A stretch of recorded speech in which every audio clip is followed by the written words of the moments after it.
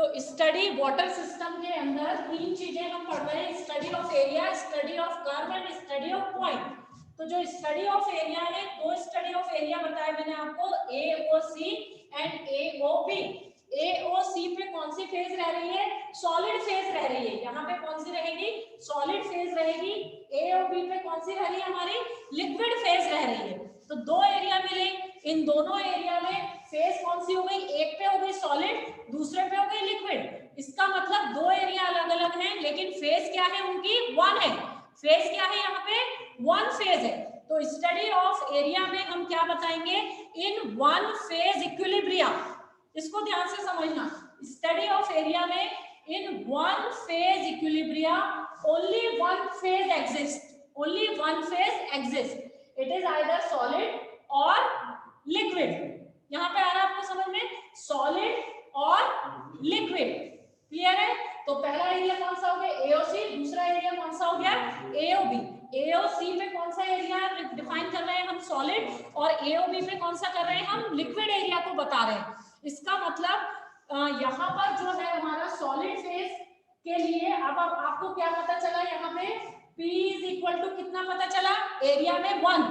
C कितना था आपका? 1। कंपोनेंट 1 है। P सॉलिड एरिया में कितना रहा? 1, क्योंकि एक एरिया में एक ही फेज एग्जिस्ट कर रही है। तो 1 रख दिया आपने, प्लस क्या हो गया? 2। तो F इज इक्वल टू क्या आ गया आपका? 1। F इज इक्वल टू क्या आ गया? 2 आ गया। यहाँ पे एरिया में F इज इक्वल टू क्या आ गया? 2 आ गया। F is equal to 2 means system कैसा हो गया? The system is bivariant. System bivariant. तो यहाँ पर स्टडी ऑफ एरिया में F is equal to 2 means this system is Y-variant.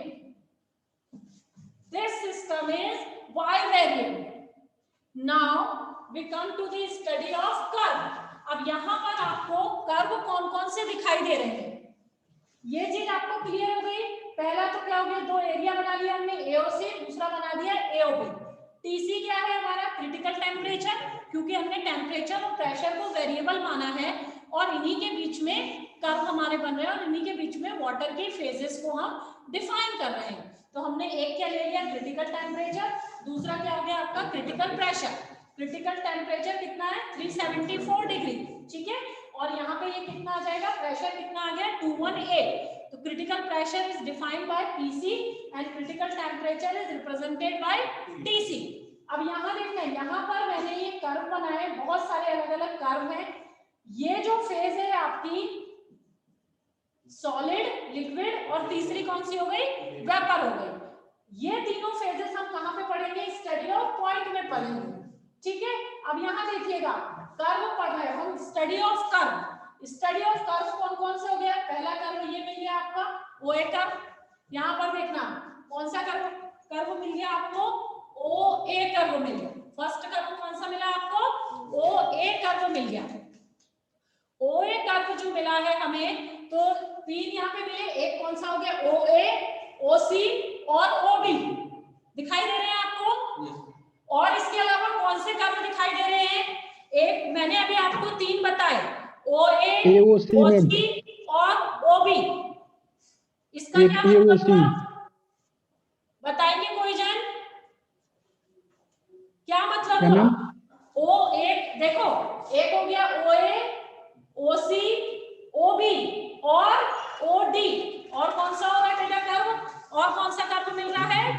OD curve मिल रहा है हमको। उसके अलावा कोई सा दिख रहा है क्या आपको? नहीं दिख रहा होगा, है ना। तो तीन कर्व, चार कर्व हो गए हमारे, OA कर्व, OB कर्व और OC कर्व। अब आप पहला कर्व देखो, आप अपने उसमें देखेंगे PPT में, फर्स्ट कर्व देखना बेटा, OA कर्व। OA कर्व पर मैंने क्या लिखा हुआ है? O के पास एक तो लिक्विड फेज है, A के पास क्या है? सॉलिड फेज है। A के पास क्या है? सॉलिड फेज है। इसका मतलब कर्व किस किस के बीच में बन रहा है? OA curve is equal to किस किस के बीच में बना? सॉलिड और पक्का लिक्विड मैम। कोई ध्यान से देख ही नहीं रहा ना, कोई ध्यान से देखना ही नहीं चाह रहा, इसीलिए ऐसा बता रहे हैं। यहाँ पर क्या वेपर फेज भी तो है ना? वेपर और सॉलिड। हाँ, वेरी गुड। कौन सा बन रहा है? Vapour and solid and vapour. O A पे क्या दिखाई दे रहा है बेटा? Solid and vapour. तो आप क्या लिखोगे? O A is equal to solid. पहले आप कर्व के वो लिख लो। सॉलिड इक्विलिब्रियम कैसे रिप्रेजेंट करोगे? Solid equilibrium liquid. ठीक है, ये कौन सा कर्व हो गया आपका? ओ ए कर्व हो गया। OA is equal to solid equilibrium with liquid. Second बनाओ आप। सही लिखा है? सॉलिड लिक्विड के साथ है क्या? वरना सॉलिड वेपर के साथ वेपर के मैम। साथ है। तो अभी बोले क्यों नहीं? ओए कर्व में। ओए कर्व बोला क्यों नहीं आपने? फिर मैं चेक पहले बताया था ना। तो सबको ध्यान से पढ़ना है। सॉलिड के साथ इक्विलिब्रियम में क्या है? वेपर है बेटा। तो वो किसे रिप्रेजेंट कर रहा है? ओए कर्व को रिप्रेजेंट कर रहा है। फिर कौन सा आ गया? ओ सी। कौन सा आ गया? ओ सी, सॉलिड लिक्विड। अब आ रहा है समझ में? ओ सी पे क्या आ गया बेटा? Solid. Yes ma'am. Equilibrium is with liquid. Solid is in equilibrium with liquid. अब तीसरा कर्व कौन सा बच गया हमारा? ओबी कर्व। ओबी ओबी लिक्विड वेपर। लिक्विड और वेपर। Very good. तो लिक्विड और क्या आ गया? वेपर आ गया। यहाँ समझिए बेटा, स्टडी ऑफ कर्व में हमारे पास दो फेजेस एग्जिस्ट करेंगी। जैसे स्टडी ऑफ एरिया में ओनली वन फेज एग्जिस्ट कर रही थी ना, तो स्टडी ऑफ कर्व में टू फेजेस एग्जिस्ट कर रही है ना? पहली कौन सी हो गई? Solid and vapour. दूसरी कौन सी हो गई? Solid and liquid. Liquid and vapour. और जो लास्ट है ओडी, लास्ट दिख रहा है आपको? देखो आप अपने उसमें देखो डायग्राम में, ओडी। ओडी पे क्या हो जाता है? लिक्विड। लिक्विड फेजेस जो होती हैं, लिक्विड और vapour. OD OD OD liquid और वेपर, मतलब ये सब्लिमेशन कर्व है। सब्लिमेशन में क्या होता है? लिक्विड जो होता है वो वेपर में कन्वर्ट होता है। ठीक है, तो ओडी में क्या आ जाएगा आपका?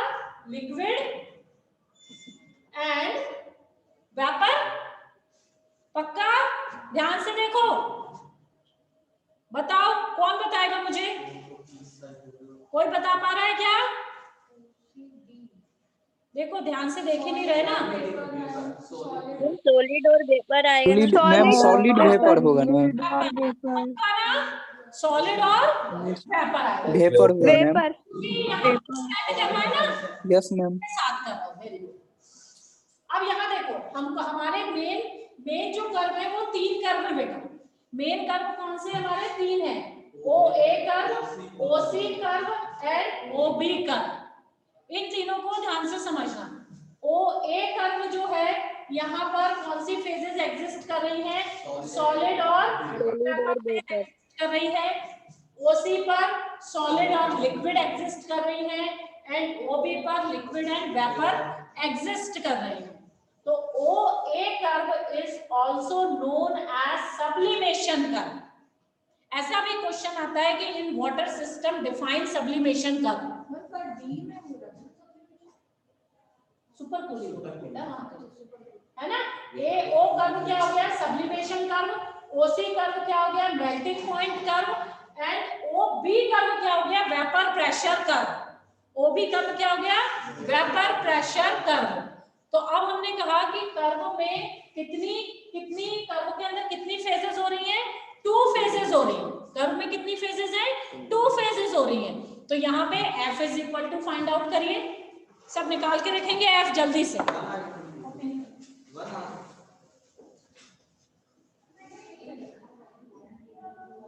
वन। आ रहा है बेटा? वन होगा। One ma'am. मैम वन होगा। वन आया। वन। ठीक है, कैसा आ जाएगा? वो वन आ जाएगा। तो जब डिग्री ऑफ फ्रीडम वन आया तो मींस सिस्टम हमारा क्या था? F is equal to C minus P plus 2। F is equal to C minus P plus 2। तो F is equal to C is 1 minus P। कितनी फेजेस एग्जिस्ट कर रही हैं? टू फेजेस एग्जिस्ट कर रही हैं। तो P में क्या आ जाएगा? 2 प्लस 2। तो F इज इक्वल टू क्या आ गया? 1 आ गया। Means system is univariant. Univariant, system is monovariant. क्या हो जाएगा? सिस्टम इज यूनिवेरिएंट और सिस्टम इज मोनोवेरिएंट आ जाएगा। यहाँ पर क्लियर है अब आपको कर्व? तो इस कर्व को मैंने क्या बोला? Sublimation curve. ओसी कर्व को क्या बोला? Melting point curve. And OD curve को हम क्या कह रहे हैं? Vapour pressure curve. OD curve क्या कहला? ओबी कर्व क्या कहला रहा है हमारा? वेपर प्रेशर कर्व कहला रहा है। जो बी होता है ये कहां से आता है? क्रिटिकल पॉइंट कहलाता है।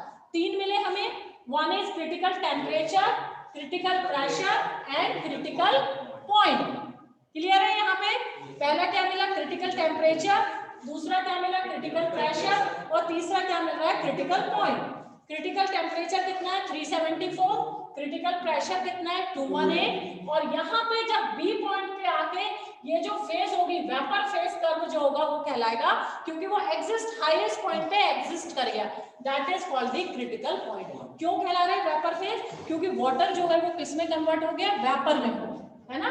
अब यहाँ पर मैंने चीजें लिखी है, एक लिखा है TF, डायग्राम में देखना, यहाँ पे लिखा है TF का मतलब क्या हो गया? Freezing point. TB ये वाला, ये क्या है? Boiling point. Boiling point water का कितना होता है? 100। उसके बाद क्या लिखा था? TC तो अभी आपको बता ही दिया मैंने। उसके बाद T-B, ये इंपॉर्टेंट पॉइंट है बेटा, T-B। T-B में क्या होता है? जो वाटर का बॉइलिंग पॉइंट होता है 100, दैट इज डिक्रीजेस। ये क्या होने लगता है? डिक्रीज होता है। क्यों डिक्रीज होता है? क्योंकि जब माउंटेन पे जाते हैं तो वहां पर जो एक्सटर्नल प्रेशर होता है वो कैसा होता है? कम होता है। जब एक्सटर्नल प्रेशर कम होता है, जहां पर भी उस ऐसी प्लेस पे जो टेम्परेचर होता है, जो बॉइलिंग टेम्परेचर होता है, वो क्या होने लगता है? डिक्रीज होने लगता है। आ रहा समझ में? वो क्या होने लगता है? पहले ही डिक्रीज होने लगता है। तो T-B represent the boiling point of water decreases because external pressure is less at mountain. Pressure जो होता है माउंटेन पे कैसा रहता है? हमारा कम होता है। इसकी वजह से टेम्परेचर क्या होने लगेगा? डिक्रीज होने लगेगा। तो जो पहले जो फेज 100 पे जो वेपर फेज आती, अगर हम यहाँ पर देखेंगे तो वो पहले आने लगेगा। क्लियर है? कर्व समझ में आ रहे हैं आपको? अब अगर हमने लिखा, आपने जब कर्व को लिखना स्टार्ट करा तो आपने लिखा कर्व OA। आपने क्या लिखा? Curve OA। अब आप लिखोगे कैसे? कर्व OA का मतलब क्या हो गया? सॉलिड और वेपर फेज। इसे हटा रही हूं मैं भी, सॉलिड और वेपर फेज। आप लिखोगे कर्व OA। पहले आपने स्टडी ऑफ एरिया को डिफाइन किया, उसके बाद आपने कर्व को डिफाइन किया। तो कर्व OA, यहाँ पे आप क्या बता रहे हैं? कर्व OA रिप्रेजेंट सॉलिड और वेपर फेज। यहाँ पे क्या आ गया आपका? आइस। आइस आ गया यहाँ पे इक्विलिब्रियम के साथ। यहाँ पे क्या हो गई आपकी? वेपर हो। क्लियर है? इतना आपको लिखना रहेगा, वाटर वेपर। फिर आप लिखेंगे this curve is known as sublimation curve. OA curve represent the two phases, solid and vapor phase, which is also known as sublimation curve. क्या कहला रहा है? Sublimation curve. It start at point O and end at point A. Clear है? Here P is equal to 2, then degree of freedom is equal to 1.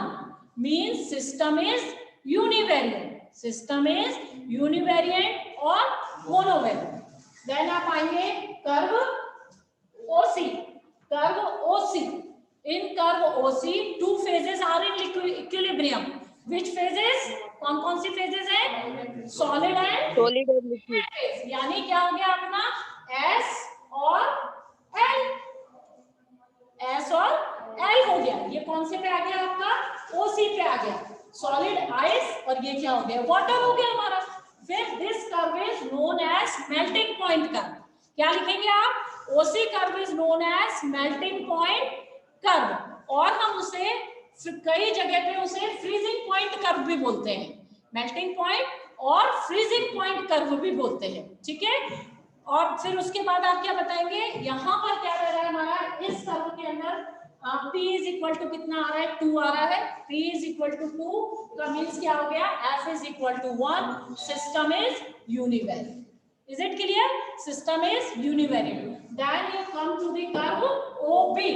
OB कौन सा curve कहला रहा है? vapor pressure curve. Vapor pressure curve का means liquid is converted into the vapor. तो आप क्या लिखेंगे? water लिखेंगे, equilibrium, then you write the water vapor. So this curve is known as, OB curve is also known as vapor pressure curve. Again here C is equal to 1, P is equal to 2, means F is equal to 1.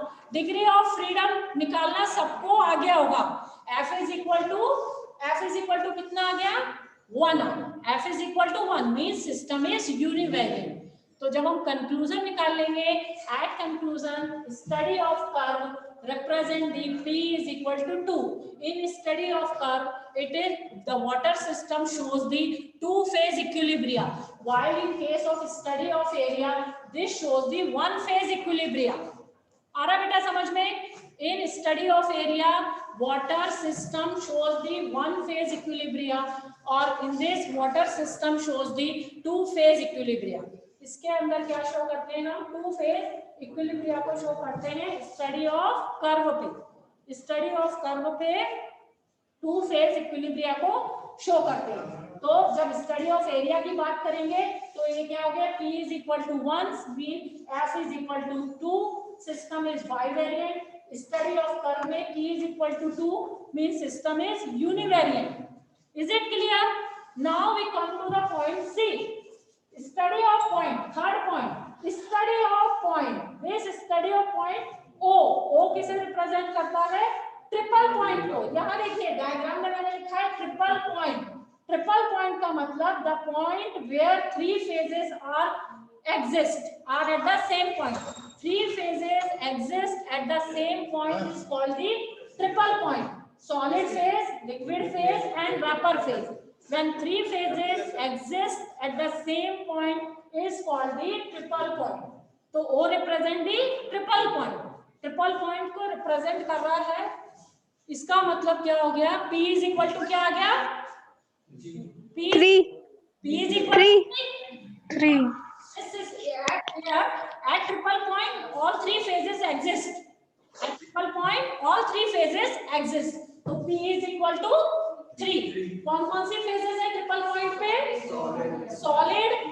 Solid, liquid, gas, liquid and vapor. vapor, solid, liquid. means F is equal to C minus P plus 2. तो F is equal 0. No variant. P plus 2. कितना आ गया? F is equal to 0. Zero Zero. variant. कैसा हो गया?